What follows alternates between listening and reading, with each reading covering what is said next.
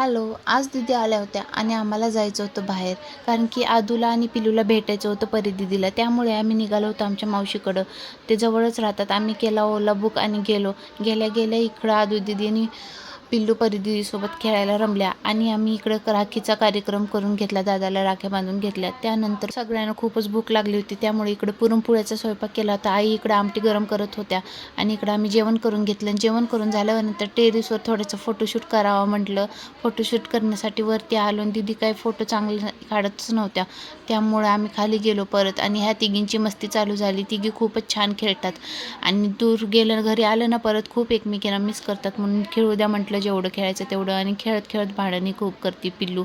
सगळं तिला तिच्या हातातच पाहिजे असतं. तिची खेळणी सगळी ओढून घेत होती ही. खूप सारी मस्ती करून झाल्यानंतर खूप साऱ्या गप्पा मारून झाल्या आणि आता आमचा जायचा टाईम झाला होता. जायला खूपच उशीर झाला होता. जायला घरी 11 वाजले होते. ओला बुक केला. असा गेला आजचा आमचा दिवस. Bye bye.